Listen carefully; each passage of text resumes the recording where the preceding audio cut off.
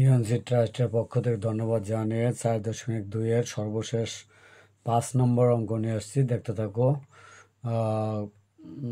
এখানে দেওয়া আছে x=2, y=3, z=5 এবং w=7। তাহলে ক নাম্বার হচ্ছে √y³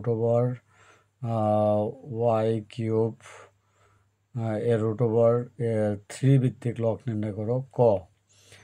আর খ হচ্ছে W log xz divided by Y square minus X log Z square divided by X square Y plus Y log x⁴ divided by x⁴z এর মান নির্ণয় করো এবং দেখাও যে log y³ plus Y log x minus Y by X log xz divided by log xz bracket minus log z equal to log Y এর আবার √y³। এই হচ্ছে অঙ্কগুলো। আশা করছি তোমরা যে যেখান থেকে দেখছো অঙ্কটি খুবই ইম্পর্ট্যান্ট, যেহেতু সামনে নবম শ্রেণীর বার্ষিক পরীক্ষা, তাদের কাছে এই অঙ্কটি খুবই গুরুত্বপূর্ণ। দেখতে থাকো। প্রথমে আমি ক নম্বর সলভ করব।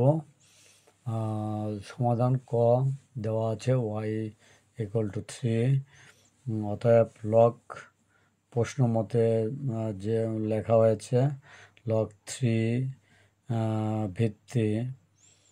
ভিত্তিক √y⁴ এটা প্রশ্ন মতে লেখা হয়েছে। এখন দেখতে থাকো। এখানে লগ 3 ভিত্তিক, এখানে ওয়াইয়ের যে মান ছিল 3, এই মান বসিয়ে দেওয়া হলো, আর √3 যা ছিল তাই। এখন আবার লগ 3 ভিত্তিক, এখানে দেখতে থাকো একসাথে কাজ করা হয়েছে, অর্থাৎ এই রুটের মান হচ্ছে হাফ, সেই হাফের সাথে অর্থাৎ 1/2 একসাথে 3/2 এখানে বসিয়ে দেওয়া হয়েছে। আশা করছি এই লাইনটি বুঝতে পেরেছ। এরপর দেখো 3/2 বাম সাইডে নিয়ে আসা হয়েছে, গুণ লগ 3 ভিত্তিক 3, এখানে আবার 3/2 ক্রস গুণ লগ 3 ভিত্তিক 3, এর মান হচ্ছে ইকুয়াল টু 1।